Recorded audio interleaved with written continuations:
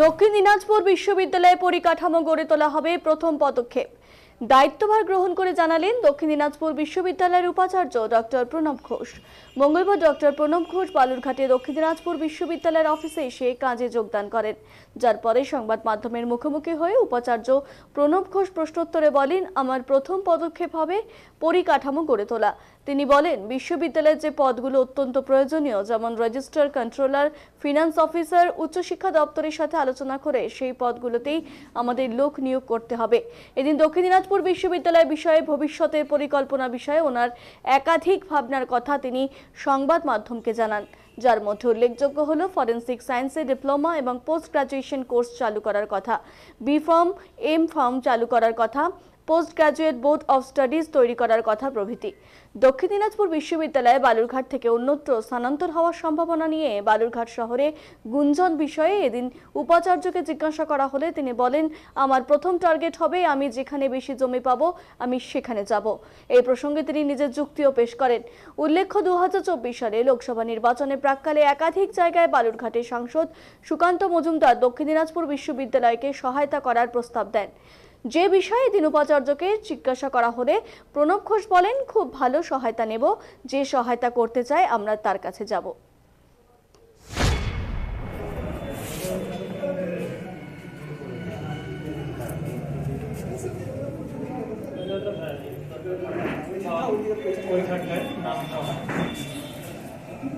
যেহেতু সরকারি ইউনিভার্সিটি, আমরা সেটা কমিয়ে দেবো এবং কমিয়ে দিয়ে অনেকটাই যাতে ছাত্রছাত্রীরা সেটাকে অ্যাভেল করতে পারে সেই রকম করে আমরা বি ফার্ম থেকে শুরু করব, এম ফার্ম হবে, তারপরে পিএইচডি হবে। আমরা একদম ইন্ডাস্ট্রি রেডি ছেলে মেয়ে আমরা তৈরি করব। এই কটা বিষয় আমার মধ্যে এখন আছে, in addition to the conventional subject, যেমন বাংলা, ইংরেজি, ইতিহাস ইত্যাদি, এগুলো তো আছে, এগুলো ছাত্রছাত্রীদের পড়তেই হবে। না পড়লে আমরা এত স্কুল আছে, ওয়েস্ট বেঙ্গলে স্কুলের সংখ্যা কম নয়, কোনো একদিন তো ভালো দিন আসবে, সেখানে তো আমাদেরকে সাপ্লাই করতে হবে। যেটা তুমি বললে যে হিউম্যান রিসোর্স, সেই হিউম্যান রিসোর্সটাও কিন্তু আমরা একই সাথে করে যাব। হয়তো একটু সংখ্যাটা কমিয়ে দেবো, কারণ বাকি অনেকগুলো ইউনিভার্সিটি আছে যে যারা একই রকমের সাবজেক্ট পড়াচ্ছে, তাই বলে আমরা পড়াবো না এমনটি নয়, আমরাও পড়াবো, কিন্তু এই যেগুলো আগে বললাম সেইগুলোকে প্রাধান্য দিয়ে প্লাস এই কনভেনশনালগুলোকেও সাথে রেখে। স্যার, দক্ষিণ দিনাজপুর বালুরঘাট হচ্ছে দক্ষিণ দিনাজপুরের হেডকোয়ার্টার, রাইট। তো মুখ্যমন্ত্রীর ইচ্ছে এখানে বিশ্ববিদ্যালয়টা চালু হয়েছে 2021 থেকে। তো এর আপনি আসার আগে থেকে একটা বিতর্ক শুরু হয়েছে যে বিশ্ববিদ্যালয়টাকে আবার সরিয়ে জেলার অন্য কোথাও নিয়ে যাওয়ার হবে কিনা, এরকম একটা বিতর্ক। তো আপনার সঙ্গে তো উচ্চশিক্ষা দপ্তরের রেগুলার কমিউনিকেশন হয়, তো এই ব্যাপারে কি উচ্চশিক্ষা দপ্তর কিছু কমিউনিকেশন? আমি একটাই প্রস্তাব দিয়েছি যে আমি ইউনিভার্সিটিটাকে তৈরি করব। যখন ইউনিভার্সিটিটাকে তৈরি করব তখন এমনটি যেন না হয় আমার পরে যিনি এলেন তিনি আরো কতগুলো সাবজেক্ট তৈরি করতে চাইলেন, কিন্তু প্রয়োজনীয় জমিটা নেই। কাজে আমার প্রথম টার্গেট হবে আমি যেখানে বেশি জমি পাবো I will go for that, কারণ এটা হচ্ছে প্রাইম রিকোয়ারমেন্ট। একবার যদি হয়ে যায় পরে সেটাকে এক্সপান্ড করা খুবই কঠিন। আর এক্সপান্ড করে অন্য জায়গায় একটা ক্যাম্পাস করার চাইতে আমি যদি একই জায়গায়, যেমন নর্থ বেঙ্গল ইউনিভার্সিটি, একই জায়গায় একটা ক্যাম্পাস তৈরি করতে পারি, সেখানে নানা রকমের, আজকে ফার্মাসির কথা বললাম, দুদিন পরে হয়তো অন্য একটা সাবজেক্টের ডিমান্ড আসবে, সেটাও যেন ইউনিভার্সিটির মধ্যেই গড়ে উঠতে পারে। কাজে ফার্স্ট ক্রাইটেরিয়া হচ্ছে the volume of the land, এটা হচ্ছে আমার প্রথম ক্রাইটেরিয়া। আপনি কি মনে করছেন যে এখন বর্তমানে যে জায়গাটা রয়েছে সেটা পর্যাপ্ত নয়? আমি কিন্তু দেখিনি। 11.07 সেখানে একটু বিতর্ক আছে বলে আমি শুনেছি, দেখা যাক সেটা যদি সলভ করা যায়, কারণ পাশেই বোধ হয় এয়ারপোর্ট অথরিটির জমি আছে, তাদের কিছু কিছু নর্মস থাকে, সেই নর্মগুলো বোধ হয় আমাদের ফুলফিল করতে হবে। Let me discuss with them.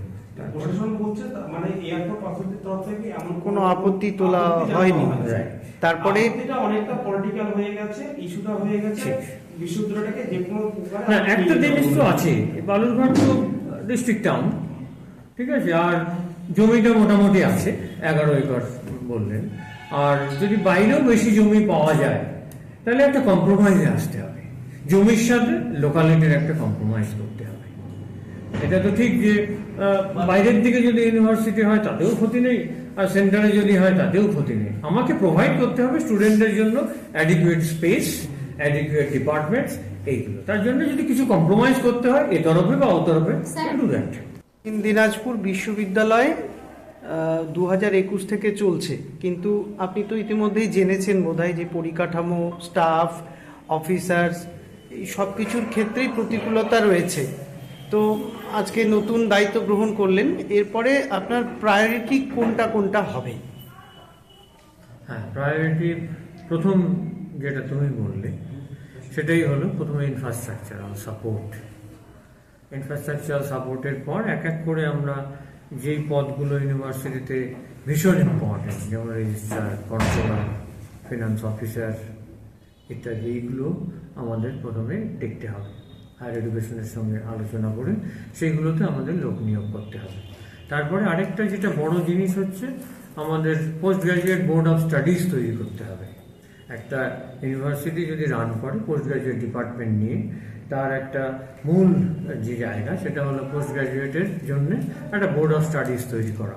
Unless আর আনটিল ইট ইজ ফ্রেমড, একটা ইউনিভার্সিটি রান করতে পারে না। এখানে আমরা রান করছি।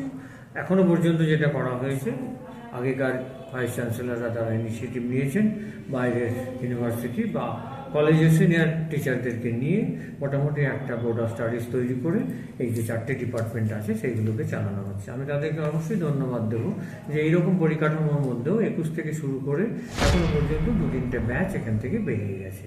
এটা খুবই একটা ভালো দিক, এবং what I will do it, I will continue with that. Not only that, আর বাদবাকি যে সমস্ত জায়গাগুলো আছে সেগুলোকে যত তাড়াতাড়ি সম্ভব মিট করা, যাতে এটা একটা ইউনিভার্সিটির মতো গড়ে ওঠে। যেটা প্রথমেই আমি বললাম যে ইনফ্রাস্ট্রাকচারাল সাপোর্ট, এবং তার সাথে অফিসার, তার সাথে ফ্যাকাল্টি মেম্বার্স ইত্যাদি ইত্যাদি, তার সাথে আরও যেগুলো দরকারি একটা ইউনিভার্সিটির ক্ষেত্রে, executive council, dean of science, dean of arts, তাছাড়া আছে IQAC, আজকাল ওটা ছাড়া ন্যাকে আমরা অ্যাপ্লাই করতে পারবো না, ইত্যাদি ইত্যাদি নানা জিনিস, কিছুই তো নেই, সেগুলো সব করতে হবে একে একে আমাকে। তো এই চ্যালেঞ্জটা তো বড় চ্যালেঞ্জ বলি। ঠিক, চ্যালেঞ্জটা তো আমাকে দিয়েছে, এবং আমার উপর যে আস্থা রেখেছে হায়ার এডুকেশন এবং গভর্নর, আমি রিয়েলি তার জন্য ভীষণ গ্ল্যাড যে এত বড় একটা দায়িত্ব আমাকে দিয়েছে, এবং সেই দায়িত্বটা তাদের নিশ্চয়ই আস্থা আছে আমার উপরে যে আমি সেটাকে এগিয়ে নিয়ে যেতে পারবো। I really glad to know that and thankful to them also. Sir, এখন জেলায় জেলায় বিশ্ববিদ্যালয় হয়েছে, এবং সব ক্ষেত্রেই দেখা যায় যে একটা পড়াশুনোর ক্ষেত্রে, কোর্স কারিকুলামের ক্ষেত্রে একটা গতানুগতিকতা ছাত্রছাত্রীদের হচ্ছে, সেই বছর হচ্ছে, কিন্তু ইন্ডাস্ট্রি রেডি যেটা হচ্ছে হিউম্যান রিসোর্স, সেটা ডেভেলপ করা যাচ্ছে না। তো এক্ষেত্রে কি কোনো নতুন ভাবনা আপনার? দিনাজপুর বিশ্ববিদ্যালয় 2021 থেকে চলছে।